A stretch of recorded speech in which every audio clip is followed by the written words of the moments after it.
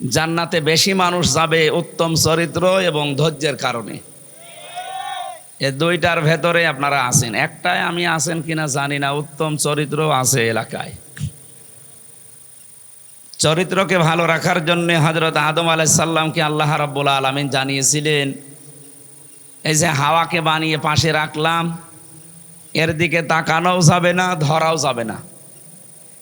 উনি বললেন, আল্লাহ তাকানোও যাবে, ধরাও যাবে, কি করলে সেই বুদ্ধি দেন। আল্লাহ তাআলা বলেন, হ্যাঁ ধরাও যাবে, তাকানোও যাবে, বিয়ে করা লাগবে। বস আমি রাজি আছি। বাংলাদেশে বহু মানুষ আমরা আছি, যুবক মানুষ, অজুর ফরজ কয়টা জানে না, তো বিয়ে করা যে ফরজ জানে। আপনাদের এলাকায় এইরকম যদি কেউ থাকেন, চরিত্রকে সংশোধন করার জন্যে, হেফাজত করার জন্যে বিয়ের বিকল্প আর কিছু নেই। অথচ 15.5 বছরে যা আরম্ভ হয়েছিল, মুরব্বী মানুষ পর্যন্ত যা এখন দেখা যাচ্ছে, তাদের ভিডিও ক্লিপ সব ফাঁস হচ্ছে। আমার তো মনে হচ্ছে শয়তানও অত নিচে নামে না, ও মুরব্বীরা যত নিচে নেমেছে। আমরা ওই রকম মানুষকে আর দেখতে চাই না, যাদের চরিত্র বলে কিছু নেই। নবীজি জানিয়েছেন, জান্নাতে বেশি মানুষ যাবে তার চরিত্রের কারণে আর ধৈর্যের কারণে। এলাকায় যেহেতু এই দুইটাই আছে, আল্লাহ রাব্বুল আলামিন জান্নাতি মানুষ হিসাবে আপনাদের কবুল করেন। তারপরও বড় সুসংবাদে, এই রংপুর বিভাগ, এটা গরিব মানুষ এই এলাকায় বেশি বাস করে। বিশ্বনবী জানিয়েছেন, ধনীদের চাইতে গরিবেরা 500 বছর আগে জান্নাতে যাবে। এই হাদিস কি 100% সত্য না? বলেন বলেন। সুতরাং চট্টগ্রাম, সিলেট, ঢাকা বিভাগের যারা আছে, তাদের তুলনায় রংপুর বিভাগের মানুষেরা, এরা যে 500 বছর আগে জান্নাতে যাবে কোনো সন্দেহ নেই, নামাজ না পড়েও। এটা বাদ দেওয়া যাবে না, ফরজ নামাজটা ঠিক রাখা লাগবে, নয়তো আপনি আল্লাহর জিম্মা থেকে বের হয়ে যাবেন। আল্লাহ যদি বলে, যা তোর দায়িত্ব ছেড়ে দিলাম, পুলিশ দায়িত্ব নেবে? পুলিশে দেখলেন না 5 তারিখে দায়িত্ব ছেড়ে দিয়ে বলছে আমাদেরকে বাঁচান। কি অবস্থা হয়ে গিয়েছিল, পৃথিবীর ইতিহাস পাল্টিয়ে ফেলেছে এরা। 350 এমপি একবারে পালিয়ে যায়, পৃথিবীতে আমি শুনিও নি পড়িও নি, অথচ দেখলাম জাতীয় মসজিদের ইমাম পর্যন্ত পালিয়ে গেছে। কি আশ্চর্য দেশ গো, এটা মসজিদের ইমাম পালায়। পুলিশ পর্যন্ত সাহায্য চেয়েছে, তারা হেফাজতে, নিরাপত্তার জন্যে। এরকম কঠিন পরিস্থিতির জন্য যারা দায়ী, তাদেরকে বিচারের কাঠগড়ায় দাঁড় করানো দরকার, নয়তো আগামীতে যারা আসবে তারা এর চাইতে ডবল হারামি হবে। এই জন্য পুলিশকে আমার মনে হয় ওদের বিভাগটা আলাদা করে, ওদের যারা দায়িত্বে থাকবে ওইগুলো সব আলাদা করে দেওয়া দরকার, কারো চামচামি যেন না করা হয়। আর পুলিশের আইজি এইটাই চাচ্ছে যে আমাদেরকে আপনারা আলাদা করে দিন, আমরা কারো লাঠিয়াল বাহিনী হিসাবে ব্যবহার হতে চাই না, আমরা জনগণের খাদেম হিসাবে কাজ করতে দেন। ইয়াবা বাবা বলার সময় পাবে না, কারণ সব ওনাদের নখদর্পণে আছে, খালি হাত বাঁধা থাকে, এই জন্য কিছু করতে পারে না। কারণ যারা নিয়ে আসে সবই তো ওই, কি কথা বলে না কেন?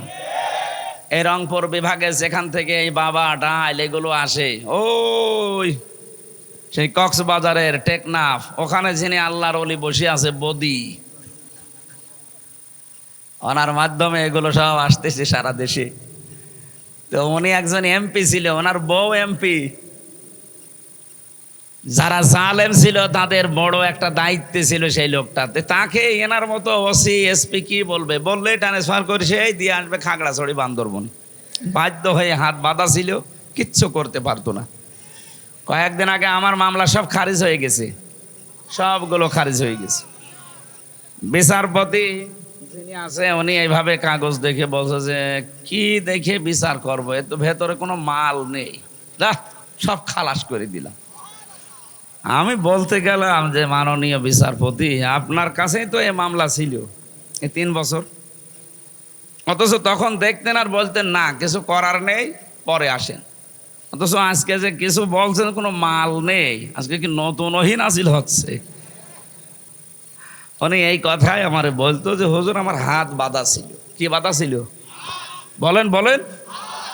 আজ যেমন হাত খোলা আছে, ন্যায় বিচার করতে পারছি, আমরা চাই আগামীতে যারা এই দেশের দায়িত্বে আসবে ১৬২৮ জন মানুষ এই দেশে দায়িত্ব পালন করে, মেন দায়িত্ব, তার ভেতরে ওসি সাহেব আছে।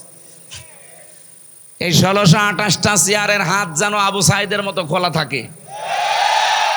এভাবে হাত খুলে দেন, ওনারা ন্যায় বিচার কায়েম করে দেখাবে। খাবারের ছড়ি যতদিন পর্যন্ত আবু জেহেল আবু লাহাবের মাথার ওপরে ছিল ততদিন মানুষ না খেয়ে মরিস, কিন্তু ওই ছড়ি যখন নবীজি মানুষ পাল্টিয়ে আবু বকরের হাতে ওমরের হাতে তুলে দিয়েছেন, বাড়িতে বাড়িতে খাবার পৌঁছিয়ে গেছে। এই ওসি থাকবে, শুধু সিস্টেমটা পাল্টিয়ে দেন। বাবা কোথায় আছে সব বের করে নিয়ে আসবে। হাত বাঁধা ছিল, আমরা চাই না এদেশে কিয়ামতের আগে আর কারো হাত বাঁধা থাক। এই কথা বলে না কেন? আরে আইনগুলো পাশ করতে হলে মদখোর, জুয়াখোর, বাবাখোর দিয়ে হবে না, এই মানুষগুলো লাগবে। এনাদের মতো ১৫১ জন তৈরি করে দেন এদেশ থেকে। যত রকমের আইন আছে কোরআনে কারিমের সবগুলো আপনি চোখে দেখতে পাবেন। ৫৩ বছর তো বেশ দেখলেন, বাবা চালিয়েছিল, মানুষ দুর্ভিক্ষে মারা গেছে। আমি দেখি নাই কিন্তু শুনেছি আমার দাদার কাছে। দুর্ভিক্ষে মারা যায়নি স্যার? যখন বাবা চালিয়েছে তখন দুর্ভিক্ষে মারা গেছে দেশটা। পাশের জেলা বগুড়া, এখানকার কৃতি সন্তান শহীদ জিয়াউর রহমানও চালিয়েছে না, কাঙ্ক্ষিত মানের শান্তি নিয়ে আসতে পারে নাই, কারণ বাইরের বহির্বিশ্বের বহু চাপ ছিল। আপনাদের পাশের জেলা রংপুরে চাচা চালিয়েছে, পারে নাই। ভাবি চালিয়েছিল, পারে নাই। ববু চালিয়ে গেল, আমরা দেখলাম। এখন মাত্র দেখতে বাকি আছে এইটা দিয়ে, কোরআন শরীফ দিয়ে এই দেশ চললে কেমন দেখা যায়। ৫০০টা আয়াত আছে এর ভেতরে, শরীয়তের বিধান ৬৬৬৬ আয়াতের ভেতরে ৫০০ আয়াত শরীয়তের বিধান। এটা যদি সংসদে কায়েম করতে পারেন, আল্লাহর কসমে দেশটা মিনি জান্নাত হয়ে যাবে। আমি ৫০০র ভেতরে না খুব কম সময় আছে, কথা বলছেন। এই ৫০০র ভেতরে একটা মাত্র পয়েন্ট বলছি, আমি ইঙ্গিত দিছি, তাও পারিবারিক জীবন নিয়ে। দেখেন বাকিটা কেমন লাগে। হযরতে আদম যখন বললেন আমি তাকাতে চাই, ধরতেও চাই, বলেন বিয়ে করা লাগবে, বসে রাজি আছি। দেন মোহর দেওয়া লাগবে, বলে নেই। দেন মোহর না দিলে বিয়ে হবে না। আজ যদিও দেন মোহর ছাড়া দেশে বিয়ে হচ্ছে না, হয় না? সত্যি করে বলেন তো, দেন মোহর বাকি আছে এরকম মানুষ হাত তোলেন তো। একজো এমএলএ একা মনে হয় বিয়ে শাদী বন্ধ হয়ে গেছে। না না না, মিথ্যা কথা বলা যাবে না ভাই। যারা দেন মোহর দেননি, এটা দেওয়া লাগবে। এটা মাফ চাওয়ার বিষয় না, কারণ এই বউ তো এই বিধান দেয়নি, এই বিধান দিয়েছে কে? ওয়াতুহুন্না উজুরহুন্না ফারিদা, এটা ফরজ। সুতরাং এই ফরজটা বাদ দিয়ে যারা সংসার করছেন, আপনার কিন্তু কিয়ামতে না জানি আবার জেনাকারের কাতারে ওঠা লাগে কিনা। এজন্য এই দুনিয়ায় সময় থাকতে এটা দিয়ে দেবেন, যার যা বাকি আছে দিয়ে দেবেন। ওসি সাহেব দিয়েছেন? হ্যাঁ আলহামদুলিল্লাহ। অনেক ওসি পায়, ও আমার ক্ষমতা আছে বলে দিতে চায় না, বলে দেব। বউ তো আবার ভয় পায়, না জানি আমার কাছে অস্ত্র আছে। এই জন্য যারা দেননি, আমি হাসির ছলে কথাটা বললেও এটা ফরজ বিধান, আপনারা দিয়ে দেবেন আশা করছি। হযরতে আদম বললেন আল্লাহ আমার কাছে দেওয়ার মতো তো কিছু নেই।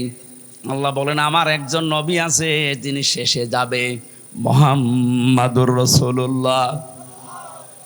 সেই নবীর উপরে 10 বার দরুদ শরীফ পড়ো, এইটাই তোমার দেন মোহর হিসাবে কবুল হয়ে যাবে। বিবাহ হয়ে গেল। আমি কিন্তু ৫০০র ভেতরে মাত্র একটা বলছি, খুব খেয়াল করবেন। আল্লাহ পাক এবার ডাক দিয়েছেন আদম নবীকে, ওয়াকুলনা ইয়া আদামুসকুন আনতা ওয়া যাওজুকাল জান্নাতা ওয়া কুলা মিনহা রাগাদান হাইসু শি'তুমা। হে আদম, বউ নিয়ে এবার বাড়ি চলে যাও।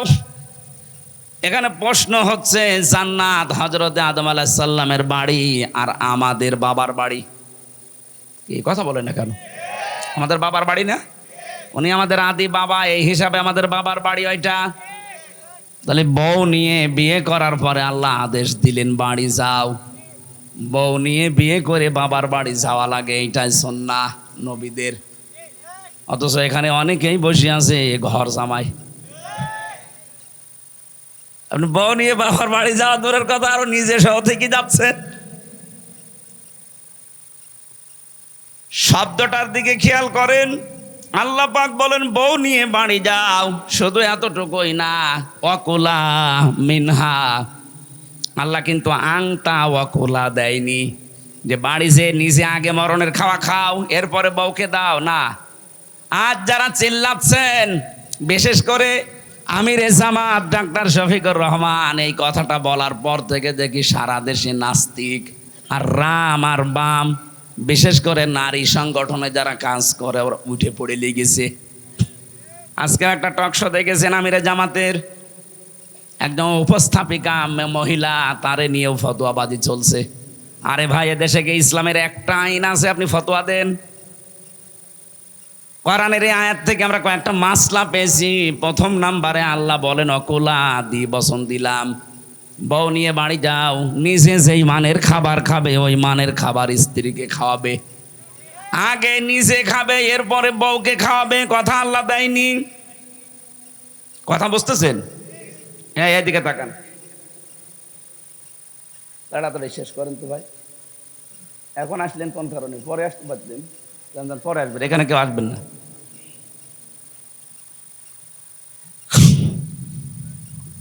গাইবান্ধা বাসে আল্লাহ পাক এখানে আংতা না দেওয়ার কারণ হচ্ছে আল্লাহ পাক নারী পুরুষ উভয়ের পক্ষে। এদের অধিকারের ব্যাপারে আল্লাহ কত সচেতন দেখেন। তুমি বাড়ি যেই আগে খেয়ে নেবে মন মতো, যা থাকে পরে বউ খাবে, না হবে না। জান্নাতে নিয়ে যাও বউকে নিজের বাড়িতে, যতটুকু খাবে সেই মানের খাবার খাবে। আল্লাহ একবারে দিয়ে বসন দিয়ে জানিয়ে দিয়েছেন ওই মানের খাবার ওই সাথে বউকে খাওয়ানো লাগবে। যেই মানের কাপড় পরবে ওই মানের কাপড় বউকে দেওয়া লাগবে। যেই মানের বিছানায় তুমি থাকো, যে মানের ঘরে থাকো, এরকম মানের ঘরও তাকে দেওয়া লাগবে। আজ নারী স্বাধীনতা আন্দোলন, নারী বিপ্লব পরিষদ, নারী মুক্তি পরিষদ, কত সংগঠন, প্রায় 13টা সংগঠন কাজ করছে দেশে। কি করেছেন আপনি? ধর্ষণ থেকে বাঁচাতে পারেন না, সমকামিতা থেকেও বাঁচাতে পারছেন না। আজকে মহিলা পর্যন্ত ওরা আন্দোলন করছে। যারা সমকামিতার বিরুদ্ধে কথা বলেন, 2 দিন পরে আপনারাও সমকামী হওয়ার জন্য আন্দোলন করবেন। বলেন নাউজুবিল্লাহ। বন্যা মির্জা নামে এক মহিলা এই ঘোষণা কালকে দিয়েছে। আমরা এখান থেকে জানাতে, এটা রেকর্ড হচ্ছে, সারা দেশে চলছে, এটা লাইভ চলছে, সারা পৃথিবী জানছে। সবাইকে জানাতে চাই আমরা মুসলিম, আপনার মতো অন্তর আমাদের পয়সে যায়নি যে আমরা সমকামী হয়ে যাব। কথা বলুন। যদিও কার ইশারায় কোন ফাঁকে কিভাবে কি হয়ে গেল আমরা জানি না। এই ফারুকের মতো মানুষকে উপদেষ্টা বানানো 96% মুসলমানের দেশে ঠিক হয়নি। কারণ এটা হিন্দুর চাইতেও খারাপ। একটা হিন্দু মানুষকে দিতেন, এই লোকটা সমকামী, প্রমোট করে সমকামিতাকে। নিজের এত সুন্দরী স্ত্রীকে টাকা কামাতে লাগিয়েছে, বাকিটা না নাই বললাম। চলচ্চিত্রে যারা কাজ করে বলেন তো, ওদের দেহ দেখানো ছাড়া আর কি আছে? আগেকার সিনেমা, নোবেল, নাটক, থিয়েটারে একটা শিক্ষা দিত। এখন কোন শিক্ষা নেই এগুলোই। আগে শুরু হয় ধর্ষণ দিয়ে, শেষ হয় ধর্ষণ দিয়ে। বাস্তবতা আপনি কোথায় নিয়ে গিয়েছেন? নিজের বউকে দিয়ে যারা নিজের বউর দেহ, শরীর, বিভিন্ন জিনিস মানুষকে দেখিয়ে টাকা ইনকাম করে, এর চিন্তা ভাবনা, চরিত্র আর কত ভালো হতে পারে? তারে দিয়েছেন এই জায়গায়। আমরা চাই এখান থেকে তাড়াতাড়ি ওরে বিদায় দেন। সারা দেশের মানুষের একই কথা যে একে রাখা যাবে না। আপনি দরকার একটা শয়তানকে রাখেন, তাও তাকে অন্তত কোরআন হাদিস পড়িয়ে বশ বানানো যাবে। আরও কোরআনের পুরা বিরুদ্ধে সমকামিতা, এ শব্দটা কোরআনের বিরুদ্ধে না? সূরা নিসার ভেতরে আছে। ওরা আল্লাহর সিস্টেমকে পাল্টিয়ে ফেলতে চায়। আল্লাহ বলেন যুজ্জিনা লিন-নাসি হুব্বুশ শাহাওয়াতি মিনান নিসা। আমি পৃথিবীর প্রতিটি মানুষের ভেতরে মহব্বত পয়দা করে দিয়েছি, আকর্ষণ তৈরি করে দিয়েছি মেয়েদের প্রতি। আর ওরা মেয়েদের বাদ দিয়ে পুরুষে পুরুষে বিয়ে করবে। বলেন নাউজুবিল্লাহি মিন যালিক। আদ জাতিকে যেভাবে ধ্বংস করেছিল আল্লাহ, ডেড সি বানিয়ে দিয়েছে। এই যে কি জর্দানি, একটা সাগরই মৃত সাগর হয়ে গেছে এই গোনাটা করার কারণে। বাংলাদেশকে আজ অনেকে গজব প্রাপ্ত রাষ্ট্র বানাতে উঠে পড়ে লেগেছে গোপনে। এ ষড়যন্ত্র সফল হতে দেওয়া হবে না ইনশাআল্লাহ। হ্যাঁ, ঠিক আছে আমার ভাইরা। হযরতে আদম নবীকে আল্লাহ ডাক দিয়ে বলেছিলেন, যা খাবে স্ত্রীকে খাওয়াবে, যেখানে ইচ্ছা সেখানে যাবে। তার মানে বউ নিয়ে শুধু ঘরের পরিবেশে থাকা এটা ইসলাম না। আপনি ঘোরাফেরা করতে পারবেন। রাগাদান হাইসু শি'তুমা, যেখানে ইচ্ছা যাবেন, যা ইচ্ছা খাবেন, যা ইচ্ছা দেখবেন। আমিরে জামাত ডাক্তার শফিকুর রহমান এই শব্দটাকেই ব্যাখ্যা করে তিনি বলেছিলেন, যদি দেশে সত্যি আল্লাহ ইসলামের হাতে তুলে দেয়, সবচাইতে বেশি নিরাপদে অধিকার ভোগ করবে মেয়েরা। আমরা কোরআনের আয়াত বিশ্বাস করি না ওনার মতো? কথা বলেন না কেন? আমরাও চাই এদেশে আল্লাহর কোরআনের বিধান যদি চলে আসে, সবচাইতে বেশি নিরাপদে থাকবে মেয়েরা। ওয়ালা তাকরাবা হাযিহি শাজারা, এই গাছের কাছে যাবে না। এই গাছ মানে পেঁপে গাছ, হ্যাঁ না। আমরা অনেকে মনে করি গন্ধম গাছ, শুধু না। কিসের গন্ধম গাছ? শুধু যদি গন্ধম উদ্দেশ্য হবে, তাহলে কোরআনে আয়াত নাজিল করে এই ১৫০০ বছর পরে আমাদের কাছে জানাবে কেন? এটার দ্বারা আল্লাহর নির্ধারিত বর্ডার গুলো আল্লাহ বুঝিয়েছেন। 500 বর্ডার আছে আল্লাহর। কত বলেন বলেন? বাংলাদেশের চারিদিকে বর্ডার আছে না নেই? যে কোনো বর্ডার দিয়ে যদি আপনি প্রতিবেশী রাষ্ট্রে যেতে চান, অবশ্যই আপনাকে বৈধ পাসপোর্ট এবং সিল লাগবে, ওখানে ভিসা লাগানো লাগবে। আল্লাহ পাক বলেন, আমার এই পৃথিবীতে একটা বর্ডার আমি বানিয়ে দিয়েছি। চলাফেরা করবা, খাবা, মন মতো চলবা, কিন্তু যখনই বর্ডারের কাছে যাবা থেমে যাবা। এই বর্ডার ক্রস করা যাবে না। এই বর্ডারগুলো ক্রস যেন না হয়, এই জন্য আইন তৈরি করা লাগবে। আইন তৈরি করে করে ওই বর্ডারগুলো তো সীমারেখা দেবেন, ওখানে গেলেই জনগণ থেমে যাবে না, আর পার হওয়া যাবে না। এই সিস্টেম যখন চলতে থাকবে, 1 দিন 2 দিন 5 দিন না, বিশ্ব নবী যেমন বলতে পেরেছিলেন, খায়রুল কুরুনি করনি, আমার যুগ শ্রেষ্ঠ যুগ। খায়রুন নাসি মাইয়ানফাউন নাস, বিশ্বনবী জানিয়েছেন পৃথিবীতে ওই লোকটাই আল্লাহর কাছে সবচাইতে বড় উত্তম, যার যারা মানুষের উপকার হবে। সেই রকম মানুষগুলো আমরা তৈরি করতে চাচ্ছি। আর এগুলো তৈরি করতে খুব বেশি সময় লাগার কথা নাই। 1628 জন মানুষ যদি পরিবর্ধন হয়ে যায়, এই পুরা বাংলাদেশ একটা মিনি জান্নাত হয়ে যাবে। আল্লাহ সেইটা যেন আমাদের চর্ম চোখে দেখার পরে মরণ দেন, বলেন আমিন। দরুদ আর সালাম পড়ছে আমাদের নবী মুহাম্মদ রাসূলুল্লাহ সাল্লাল্লাহু আলাইহি ওয়াসাল্লামের প্রতি। একটা গুরুত্বপূর্ণ তথ্য সবাইকে জানাচ্ছি। সূরা আলে ইমরান, এটার আয়াত নাম্বার 71 নম্বর আয়াত। আল্লাহ রাব্বুল আলামিন বলেন, ওয়াইযা আখাযাল্লাহু মিসাকান নাবিয়্যিনা লামা আতাইতুকুম মিন কিতাবিন ওয়া হিকমাতিন সুম্মা জাআকুম রাসূলুম মুসাদ্দিকুল লিমা মা'আকুম লা তু'মিনুন্না বিহি ওয়া লা তানসুরুন্না। আমি প্রত্যেকটি নবীর কাছ থেকে এই অঙ্গীকার নিয়েছিলাম। ও গাইবান্ধাবাসী, খুব খেয়াল করে শুনবেন, কান লাগিয়ে। আপনার এই আয়াতি হেদায়েত পাওয়ার জন্য যথেষ্ট। প্রতিটি নবীর কাছে আমি এই অঙ্গীকার নিয়েছিলাম, যখন তাদের কাছে কিতাব আর হেকমাত এসেছিল, এই কিতাব আর হেকমাতের দ্বারা, যে তোমাদেরকে আমি কিতাব দিয়েছি, হেকমাত দিয়েছি। হেকমাত মানে বিশেষ জ্ঞান, তোমাদেরকে আমি কাউকে কাউকে দিলাম। তোমাদের পরবর্তীতে একজন আসতেছে, ওই নবী এসে তোমাদের কিতাব এবং হেকমতের সত্যতা প্রমাণ করবে। যখন তিনি এসে যাবে তোমাদের কাছে, লা তু'মিনুন্না বিহি ওয়া লা তানসুরুন্না, তাকে তোমরা বিশ্বাস করবা, ঈমান আনবা তার প্রতি এবং তাকে সাহায্য করবা। আমার প্রশ্ন হচ্ছে, যার কথা এই আয়াত দ্বারা প্রমাণ পাওয়া যায়, তিনি হচ্ছেন আমাদের নবী মুহাম্মাদুর রাসূলুল্লাহ। কথা বলা লাগবে। এই নবীর কথা আল্লাহ আয়াতের ভেতরে ইঙ্গিত দিচ্ছেন, সুম্মা জাআকুম রাসূল। এই যে 1 বচন দিয়েছেন, তোমাদের কাছে আসবে একজন রাসূল। মুসাদ্দিকুল লিমা মাআকুম, তোমাদের সাথে যা আছে তার সত্যতা প্রমাণ করে দেবেন তিনি বলবেন হ্যাঁ তাওরাত সত্য, জাব্বর সত্য, ইনজিল সত্য, 100টা সহিফা সত্য। এ কথা তিনি বলবেন। তিনি বলেছিলেন না বলেন নাই? বলেছেন, কিন্তু জানিয়েছেন যে তাদের উম্মতেরা তাদের নিজেদের স্বার্থে তাদের কিতাবগুলো উলট পালট করে ফেলেছে, পরিবর্ধন করেছে, কিন্তু কিতাবগুলো আল্লাহর। কিতাব কার?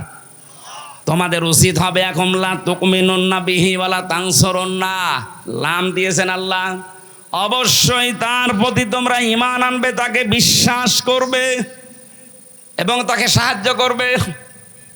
এতে প্রথম শব্দটা লা তুকমিনুন্না বিহি, তার প্রতি ঈমান আনবে। আমার তো মনে হয় এখন যদি মুসা নবীও দুনিয়ায় আসে, সে যদি মুহাম্মদুর রাসূলুল্লাহর প্রতি ঈমান না আনে, সেও জাহান্নামে যাবে। এই কথা বলেন না কেন? মুসা নবীর মতো মানুষ যদি এ জামানায় এসে তার প্রতি ঈমান না আনার কারণে জাহান্নামে যাওয়া লাগে, আপনি কি হয়ে পড়েছেন? বলেন আমি কি আল্লাহর হুকুম মানি না? হ্যাঁ আপনি মানেন, আপনি নামাজ পড়েন, রোজা রাখেন, হজ করেন, দান সাদকা করেন। এই যে 4টা কথা বললাম, এটা হুকুম কার? আল্লাহর। কার? বলেন বলেন। আল্লাহর হুকুম আপনি মানছেন, কিন্তু এই জামানার প্রেরিত পুরুষ যিনি, যেই দিন তাকে পাঠিয়েছে ওই দিন থেকে শুরু করে কিয়ামত পর্যন্ত একজন প্রেরিত পুরুষ আছে, তার নাম মুহাম্মাদুর রাসূলুল্লাহ। আপনি যদি সত্যি আখিরাতে বিশ্বাসী হয়ে থাকেন, কিয়ামতে যদি নাজাত পেতে চান, মরণের সময় যদি আপনি সত্যি ঈমানটা নিয়ে মারা যেতে চান, যিনি প্রেরিত পুরুষ এখন আছে কিয়ামত পর্যন্ত, যার ঘোষণা, তার প্রতি বিশ্বাস করা লাগবে না? বলেন বলেন। এবার আমার প্রশ্ন, তিনি রসুল হয়েছেন, নবী হয়েছেন কত বছর বয়সে? 40। বলেন না কেন? 1 থেকে 40 বছর পর্যন্ত তাকে আরব জাহানে কেউ নবী বলতো, কেউ রসুল বলতো। কি বলতো? আল আমিন আস সাদিক, অথবা মোহাম্মদ ইবনে আব্দুল্লাহ, আব্দুল্লাহর ছেলে মোহাম্মদ। তাকে যখন রসুল বলা, নবী বলা আরম্ভ হয়েছে, তখন তার বয়স কত? আরো জোরে। 40 থেকে 63 কত বছর হয়? 23-এর ভেতরে 13 বছর তিনি মক্কায়। এই 13 বছরের জীবনে শুধু মার খেয়েছেন। এদেশের আজ হাজারো লক্ষ মানুষ বলে হুজুরা এই 13 বছরের কথা বলতে পারেন না, একটু কান্নাকাটি করি। বললাম 13 বছরের কথা বলে আপনাদেরকে আমি কান্নালাম, কিন্তু বাকি এখনো যে তার জীবনে 10 বছর ছিল মদিনায়, আর 10 বছরই তিনি রাষ্ট্রপতি ছিলেন। কথা বলে না কেন? ওই কথাটা যখনই তুলে আনি তখনই বলে হুজুর এটা তো দুনিয়ার কথা, এটা রাজনীতি, আপনার ঈমান তো আনা হচ্ছে না। আল্লাহ যে বললেন লা তুকমিনুন্না বিহি, তার প্রতি ঈমান আনো। আপনি তো 13 বছর ঈমান আনলেন, 10 বছর আনেন না, আপনি অর্ধেক ঈমানদার। কথা বুঝতেছেন? শুধু ঈমান আনলেই হবে? এখানে শব্দটা কি? ওয়ালা তানসুরুন্না, তাকে সাহায্য করা লাগবে। প্রশ্ন আমার এখন, তিনি আছে? এই জবাব দেন না কেন? তিনি নেই, কিন্তু কিয়ামত পর্যন্ত আয়াতটা থাকবে না। কি মিন করেন আপনি? কিয়ামত পর্যন্ত হয়তো নবীজি এখানে নেই, থাকবেন না, কিন্তু তার নায়েব আছে। এই যে এটা দেখতে পাচ্ছেন, এটা তার নায়েব, স্থলাভিষিক্ত। উনি যা যা করেছেন, যা সাহায্য পেয়েছেন, ওনাকেও তাই তাই করা লাগবে, ওনাকেও সেই সাহায্য করা লাগবে। শুধু উনি না, যত মানুষ এলেম পেয়েছে দুনিয়া এবং এলেমের ওপরে আমল করেছে, তাদেরকে আপনি বিশ্বাস করবেন, ঈমান আনবেন, তাদের প্রতি আপনি সাহায্য করবেন। প্রশ্ন আসতে পারে, হ্যাঁ জাতীয় মসজিদের ইমাম কি আলেম ছিলেন না? নামে আলেম ছিলেন, কামে জালেম ছিলেন। নাই তো সেই লোকটা নৌকা নিয়ে দাঁড়াতে পারে? বলেন, একটা মানুষ কোনোদিন নৌকা মার্কা নিয়ে দুনিয়ায় ভোটে দাঁড়ায়? আরে ভাই, কুকুর মার্কা নিয়ে দাঁড়াতেন, তাও পাস করতেন। আপনি জানছেন লোকটা জালেম। হাদিস শরীফ এটা কেউ যদি জেনে শুনে কোনো জালেমকে সাপোর্ট দেয়, কিন্তু লোকটা জানে যে লোকটা জালেম, সে যেন নবীর উম্মত থেকে বের হয়ে যায়। ও তো নিজে জানতো যে এ জালেমা হাজার হাজার মানুষকে গুম করেছে, খুন করেছে, আয়না ঘরে রেখেছে। কত মানুষকে মিথ্যা মামলা দিয়েছে, মিথ্যা সাক্ষী দিয়েছে, জানতো না? এতে জানার পরও কমই জননী উপাধি দিলেন কোন কারণে? আপনি আলেম আর নেই, কারণ জ্ঞান অনুযায়ী আপনার আমল হয়নি, আপনি জালেম। শুধু ওইটা না, ওরকম যত আছে যারা জ্ঞানের ওপরে কাজ করে না, সে যত বড় বিশাল আলেম হোক, ওইটা আল্লাহর ভাষায় জালেম। এটা আমি বানালাম। হ্যাঁ, সূরা বাকারা প্রথম নাম্বার পারা 20 নাম্বার পৃষ্ঠা 13 নাম্বার লাইনের 140 নাম্বার আয়াতের প্রথম অংশে আছে, ওমান আযলামু মিম্মান কাতামা শাহাদাতান ইনদাহু মিনাল্লাহ। আল্লাহ পাক বলেন, বড় জালেম তো আমার দৃষ্টিতে ওই লোকটা, যেই লোকটা তার জ্ঞান অনুযায়ী আমল করে না, কোরআনের জ্ঞানগুলো দুনিয়ার স্বার্থ পেয়ে গোপন করে দেয়। আর এরকম আলেম এই 15.5 বছরে বেশি ছিল। এই জন্য আলেম ছাড়া সত্যিকারের যারা জ্ঞান অনুযায়ী আমল করবে, যেমন নবীরা জ্ঞান অনুযায়ী আমল করত, কথা বলে না কেন? তাদের কি হয়েছিল? আপনি সূরা ইয়াসিনের তাফসিরে পড়বেন 30 নম্বরে, ইয়া হাসরাতান আলাল ইবাদ মা ইয়াতিহিম মির রাসূলিন ইল্লা কানু বিহি ইস্তাহজিউন। আমার বান্দাদের জন্য আমার আফসোস লাগে, আক্ষেপ হয়, যেমন কোন নবী রাসূল তাদের কাছে পাঠালাম না যার সাথে সমসাময়িক মানুষেরা ঠাট্টা বিদ্রুপ উপহাস করে নাই, তাদেরকে দেশ থেকে পর্যন্ত তাড়িয়ে দিয়েছে। তাহলে জ্ঞান অনুযায়ী আমল করে নবীরা দেশে পর্যন্ত থাকতে পারে না, আর জ্ঞানের বাইরে আমল করলে আমাদেরকে জাতীয় মসজিদে পর্যন্ত জায়গা দিয়ে দেয়। এইটাই পার্থক্য। সুতরাং সাহায্য করা লাগবে নবীদেরকে। নবী নেই, নবীর আসল উত্তরাধিকারী যারা, তাদেরকে কি সাহায্য করবেন? যখন যেই সাহায্য দরকার হয় ওইটা।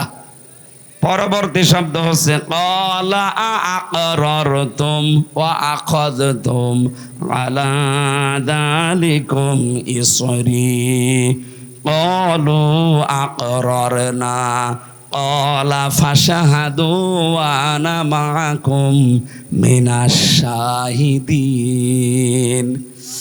যত নবীর কাছে আল্লাহ অঙ্গীকার দিয়েছিলেন যে আল্লাহকে মানো, কিন্তু তার প্রেরিত পুরুষ রসুলকে মানো, ওরা প্রত্যেকেই রসুলের উপরে ঈমান আনার সময় বলেছে, হ্যাঁ আমরা মেনে নিলাম, যা আমাদের উপরে আদিষ্ট হয়েছে আমরা মানলাম। শুধু মানলাম না, হে আল্লাহ আমরা তাদের সাথে আছি, তুমি সাক্ষী থাকো।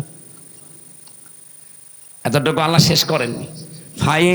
ফামান তাওয়াল্লা বা'দা যালিকা ফাউলাইকা হুমুল ফাসিকুন।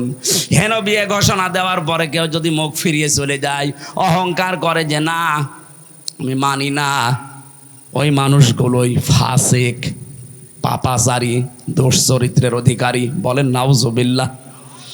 আমরা যেন দোরাচার, পাপাচার এই নামে কিয়ামতে আল্লাহ আমাদেরকে যেন না ডাকে। এই জন্য আল্লাহকে যারা মানেন, বাংলাদেশে বহু মানুষ আমরা এখন দেখতে পাচ্ছি, জিজ্ঞাসা করলেই বলে আমি নামাজ পড়ি না। আরে নামাজ পড়েন, হুকুম কার? রোজা রাখি না, রোজা রাখার হুকুম কার? বলেন বলেন। নামাজ, রোজা, দান, সাদগা, হজ, এগুলো হুকুম আল্লাহর। কিন্তু এ জামানায় প্রেরিত পুরুষ যিনি, তিনি এখন নেই, তার নায়েব আছে। তার সাথে যা যা করা দরকার আপনি এই নায়েবের সাথে তাই তাই করবেন। বিশ্বনবীকে পাহারা দিতে গিয়ে যদি হযরতে তালহার 80টা তীর বুকে লাগে, আপনি কয়টা তীর গিয়েছেন নায়েবদের জন্য বলেন তো? যদি সময় ওরকম আসে, নায়েবে রাসূল, নবীর উত্তরাধিকারী, এদেরকে বাঁচাতে গিয়ে যদি বুকও লাগে, বুকও পেতে দিয়া লাগতে পারে। আল্লাহ এই আয়াতটা আমাদের জীবনে কার্যকর করে দিন, বলেন আমিন। কোরআনে কারিমের সূরা আলে ইমরান, আমি আয়াত নাম্বার, এটা হচ্ছে 92 নাম্বার আয়াতের একটু তেলাওয়াত করেছি। তেলাওয়াত কিন্তু আয়াত থেকে একটু তাফসীর আকারে কথা বলতে চাচ্ছি। আল্লাহ রাব্বুল আলামিন আমাদেরকে জানাচ্ছেন, ইন্না আউওয়ালা বাইতি উযিআ লিন-নাসি লাল্লাযী বিবাক্কাতা মুবারাকাও ওয়া হুদাল লিল আলামিন।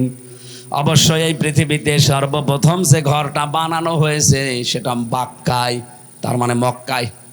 বাক্কা এটা মক্কার প্রাচীন নাম।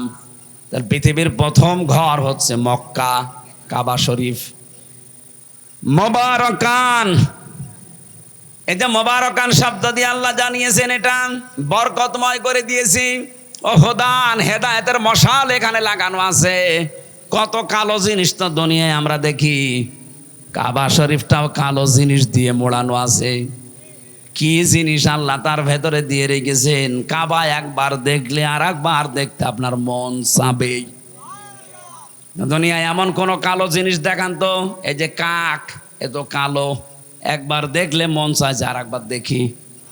বলেন বলেন, কাক কত কালো দেখতে, কাবা শরীফের গিলাপও কালো। আল্লাহ বলেন হুদান, পথ নির্দেশিকা কেন রাখলাম, কেমন ভাবে রাখলাম দেখবা। লিল আলামিন, বিশ্ববাসীর জন্য। ফিহি আয়াতুম বাজ্জিনাতুম মাকামু ইব্রাহিম, তার ভেতরে আমার বহু নিদর্শন ছড়িয়ে আছে। তার ভেতরে অন্যতম নিদর্শন হচ্ছে মাকাম ইব্রাহিম।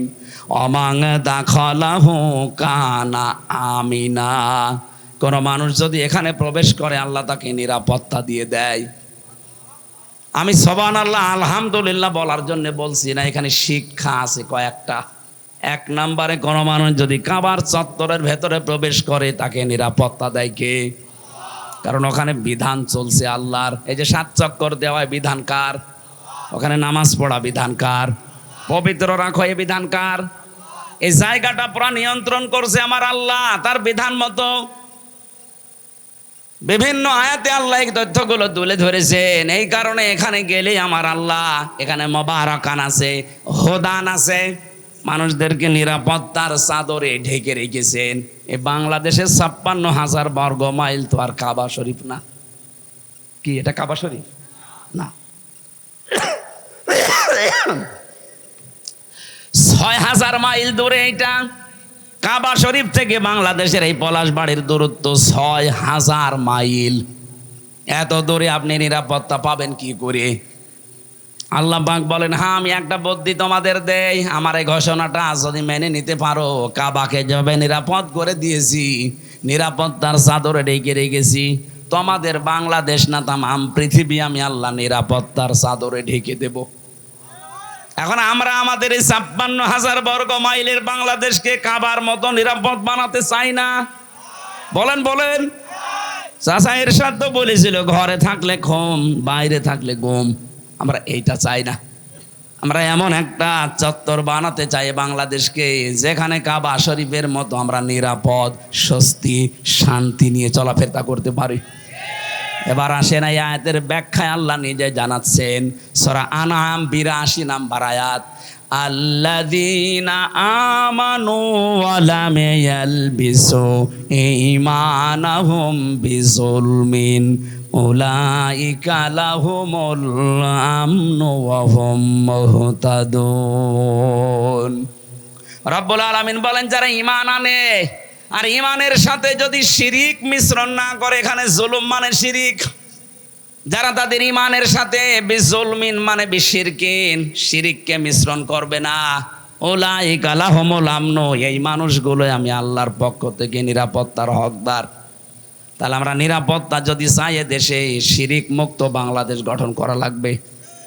আমাদের আর চিন্তায় চেতনায় শিরিক, আমাদের কাজে কর্মে শিরিক, বিশ্বাসে শিরিক, আমাদের কর্মজীবনেও শিরিক।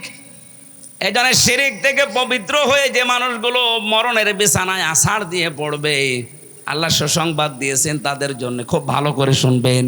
আল্লাযীনা তাতাওয়াফাহুমুল মালাইকাতু তাইয়্যিবিনা ইয়াকুলুনা সালামুন আলাইকুম উদখুলুল জান্নাতা বিমা কুনতুম তা'মালুন। সূরা নাহাল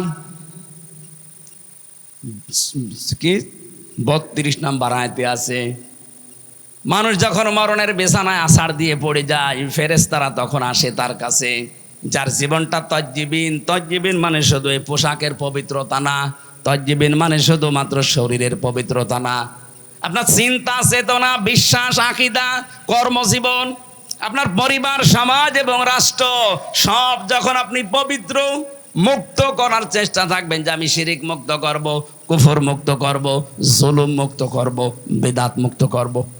এগুলো থেকে যখন মুক্ত হয়ে দেশটা আপনি উপহার দেবেন, বিছানায় পড়ার সঙ্গে সঙ্গে ফেরেশতারা এসে বলবে সালাম। ও বান্দা, তোমার পবিত্র করার জন্যে তোমার দেহ, শরীর, তোমার কর্মজীবন, তোমার অর্থ সম্পদ সব কিছুকে পবিত্র করার জন্য বহু চেষ্টা তুমি করেছো। এই চেষ্টার ফল আজকে এই সালাম, শান্তি তোমার উপরে। উদখুলুল জান্নাহ, প্রবেশ করো ওই জান্নাতে, বিমা কুনতুম তা'মালুন, যে কাজগুলো করেছিলে তার বিনিময়ে। জোরে বলেন সুবহানাল্লাহ। এরকম একটা মরণ আমরা কামনা করি। বলেন বলেন। এটা করতে হলে এই দেশকে শিরিক মুক্ত করা লাগবে। শিরিক কি? আল্লাহ যেটা পারে ওইটা অন্য কেউ পারে, এই বিশ্বাস করার নাম শিরিক। কথা বলে না কেন? সন্তান দিতে পারে কে? অন্য কেউ পারে, বিশ্বাস করার নাম শিরিক। যারা করে সে মুশরিক। কথা বলে না কেন? আল্লাহ পাক এই জামানে এই দুনিয়া বানিয়েছেন, আলা লাহুল খালক ওয়াল আমরু, বানিয়েছি আমি, হুকুম চলবে আল্লাহর। সুতরাং আল্লাহর বানানো জমিনে অন্য কারো হুকুম চলা মানে শিরিক। আমরা তো এই শিরিক থেকেই মুক্ত হতে চাই। বলেন, 53 বছরে এইটাই করতে চাচ্ছি যে আল্লাহ বানিয়েছে, তার আইন দিয়ে এখানে চলবে, নাকি তার আইন অকার্যকর, অচল, পুরাতন, চলে না।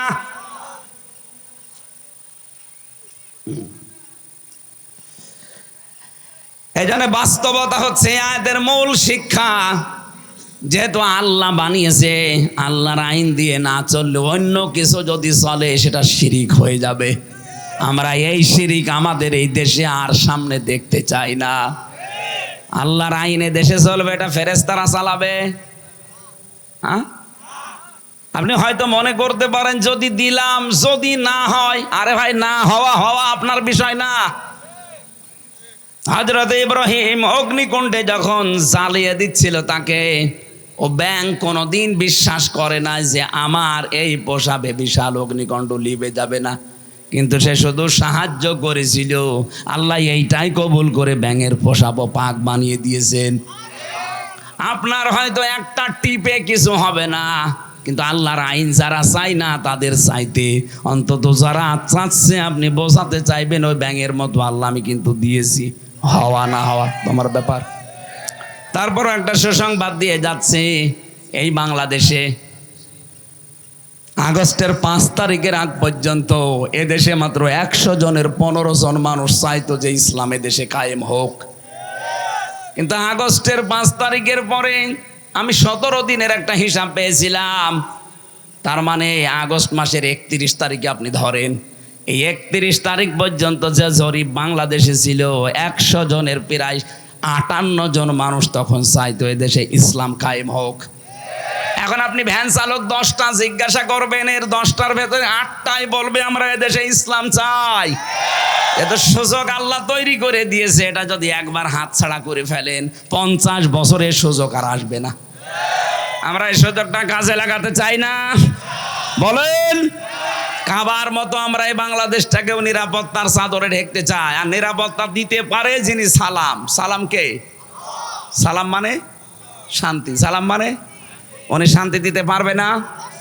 উনি পারবে, কিন্তু ওনার বিধান লাগবে। আল্লাহর বিধান ছাড়া যে সম্ভব না, এটার প্রমাণ আমি নিজে। আপনি দেখলেন না, 3 বছর খালি হাত বাঁধা ছিল বলে পারে নাই, একটু হাত ছেড়ে গেছে, উনি আমার রায় দিচ্ছে যে আপনি খালাস। তাহলে হাত যদি আল্লাহর আইন দিয়ে এখন খুলে দেওয়া যায়, এই দেশে কত কিছু বের হবে আপনি বুঝতে পারছেন। কেউ আর বিনা কারণে, এই যে ভূমি মন্ত্রীর দায়িত্ব দিয়েছিল একজনকে, এই লোকটা 620টা বাড়ি বানিয়েছে পৃথিবীতে। ওর বাড়ি কয়টা লাগবে? আমি একটা বাড়ি বানিয়েছি আমার বাবার বাড়ি, তাই আমার মনে হচ্ছে বেশি হয়ে গেল। আর শয়তানের 620টা বাড়ি, ওর হায়াত মনে হচ্ছে 2000 বছর। ও তো আর কয়দিন পরে পটল তুলবে। কথা বলেন না কেন? তো এখন বয়স কমপক্ষে 55-60 বছর, আর বেশি দিন বাঁচলে আর 20 বছর নয় বাঁচবে। যে 620টা বাড়িতে 20 বছরের ভেতর আপনি থাকবেন কোন দিন? এগুলো যদি ভ্যান চালকদের মতো উপায় করা লাগতো, কেনার মতো হালাল টাকা হয়তো তাহলে আজ 1 লাখ টাকা দিয়ে দিত, 5,000 টাকা এমনি দিচ্ছে। নিকালে উল্টা পাল্টা ধারণা করে না, উনি এমপি দাঁড়াবে, উনি 1 লাখ দিলে কি হয়তো 1 লাখ টাকা লাগবে না। হ্যাঁ, উনি কি সালমান এফ রহমান দরবেশের মতো 7টা ব্যাংক থেকে 36,000 কোটি টাকা আগেই মেরে খেয়েছে যে টাকা দেবে? আমার কুষ্টিয়ার হানিফ সাহেব, আমার মনে হয় উনি এমপি হওয়ার পরে এই 10 বছর এমপি, আর 5 বছর তো উনি ছিল না, এই 10 বছরে খুলনা অঞ্চলে, বাগেরহাট, খুলনা, সাতক্ষীরা, এই 3টা জেলার যত মাছের ঘের আছে, যদি 100টা থাকে তার ভেতরে 70টাই ওনার। আমি একটা উদাহরণ দিলাম, 100টা মাছের ঘের আছে, তার ভেতরে 70টা ওনার। বলেন, আল্লাহ তো সব ওই মানে এসে আরশ থেকে ওনারা দিয়ে গিয়েছে। ওনার ভাইয়ের বউ একটা হাই স্কুলের না প্রাইমারি স্কুলের মাস্টার, কয়েক হাজার কোটি টাকার মালিক একটা প্রাইমারি স্কুলের মাস্টার। বলেন সুবহানাল্লাহ। এই চলছিল দেশে। এই জন্য দেশটা যদি আমরা সত্যি নিরাপদের চাদরে সাজাতে চাই, শিরিক মুক্ত দেশ গঠন করতে হবে। আর শিরিক যেহেতু আল্লাহর আইনের বিরুদ্ধে যা আছে সব শিরিক, আমরা সামনে সব জায়গা থেকে শিরিক মুক্ত একটা দেশ উপহার দিতে চাই। শিরিক বিল জাত, শিরিক বিল সিফাত, শিরিক বিল ইখতিয়ারা, শিরিক বিল হুকুক, 120 প্রকার আছে শিরিক। এগুলো থেকে আমাদের ব্যক্তি, পরিবার, সমাজ, রাষ্ট্র, বিশ্বাস, আকীদা সব আমরা পরিবর্ধন এবং আমরা মুক্ত করব ইনশাআল্লাহ। এই আগামীতে এই মাহফিলটা রাতের বেলা হোক এবং বড় হোক, আপনারা চান না? এনারা যেন যারা দিয়েছে একটা ছোট্ট একটা স্কুল মনে হয়, কোরআনের স্কুল, এনাদের কালেকশন হয়নি। আপনারা টাকা পয়সা যারা নিয়ে এসেছিলেন, বাড়ি নিয়ে যেন না দয়া করে, তাহলে এরা সাহস হারিয়ে ফেলবে। আপনার এই টাকা পয়সা যদি কোরআন প্রচারে কাজে না লাগে, তো কি করবেন? আপনার টাকা সালমান এফ রহমানের মতো কি আবার সরকার নিয়ে নেবে? অন্তত যা এনেছেন দেওয়ার জন্য একটাও যেন বাড়ি নিয়ে যেন না, এনাদের কাছে একটু দিয়ে যাবেন। কই লোকজন নেই আপনার? ভেতরে যারা গিয়েছেন একবার, আবার এই কি কই লোকজন কই? আর এখানে ধনী মানুষ এলাকায় আমি তো জানি নেই, তারপরেও যদি 500, 1000, 2000 টাকা দেওয়ার মতো লোক থাকে তাহলে কমিটির কাছে বলি যান, ওনারা সাহস যেন হারিয়ে না ফেলে, অন্তত আগামীতে যেন আবার দেয়। আল্লাহ রাব্বুল আলামিন আমাদের মনের খবর জানেন। উনি আমাদেরকে যা বললাম মন থেকে বলেছি, আল্লাহ কবুল করুন, আল্লাহুম্মা আমিন। লা ইলাহা ইল্লা আনতা সুবহানাকা ইন্নী কুনতু মিনাজ জালিমিন। আল্লাহ তাআলা আসরের নামাজ এখন সময় হয়ে গেছে, আর 1-1.5 মিনিট বাকি আছে, আমরা শেষ করে দিলাম। এই কারণে যা বললাম আমাদেরকে আমল করার তৌফিক দাও। কাবা শরীফের মতো বাংলাদেশকে তুমি নিরাপত্তার চাদরে ঢেকে দাও, আমরা যেন ওই কাজগুলো করে নিরাপত্তার হকদার হতে পারি, সেই সুযোগ করে দাও। আজকের মাহফিলের সভাপতি, প্রধান অতিথি, বিশেষ অতিথি যারা এসেছে আল্লাহ কবুল করো। সম্মানিত মা বোনদেরকে মঞ্জুর করে নাও। আল্লাহ এই যে অনুষ্ঠান সাজিয়েছে স্কুলের মাধ্যমে, হলি কোরআন একাডেমিকে কবুল করো আল্লাহ। যত অভাব আছে আমাদের জীবনে তুমি দূর করে দাও। যত মানুষ কবরে আছে কবরগুলো জান্নাত বানিয়ে দাও। আল্লাহ আগামী বাংলাদেশটা তুমি একটু কোরআনের হাতে দিয়ে দাও। চর্ম চোখে বড় দেখার শখ যে তোমার কালাম দিয়ে বাংলাদেশ চলছে, জীবনে কিচ্ছু চাই না তোমার কাছে, এইটা আমাদেরকে তুমি দেখাও যে তোমার কালাম দিয়ে দেশ চললে দেশটা কেমন হয়ে যায়। আমরা জানি এটা মিনি জান্নাত হয়ে যাবে আল্লাহ, সবার অধিকার সবাই ফিরে পাবে, সাদাবাজির ভয় থাকবে না, ছিনতাইয়ের ভয় থাকবে না, নারীর ইজ্জতের গ্যারান্টি থাকবে, বৃদ্ধ মা বাবার দায়িত্ব রাষ্ট্র নিয়ে নেবে, সন্তানের দিকে মুখাপেক্ষী হয়ে থাকা লাগবে না। আল্লাহ সেরকম একটা নিরাপদ শহর এই দেশটাকে বানিয়ে দাও। আলহামদুলিল্লাহি রাব্বিল আলামিন, লা ইলাহা ইল্লাল্লাহু মুহাম্মাদুর রাসূলুল্লাহ। 4টা বাজে, এক্ষুনি নামাজ পড়ে নিন, এখানে পড়েন, আশপাশে মসজিদে পড়েন। আসসালামু আলাইকুম।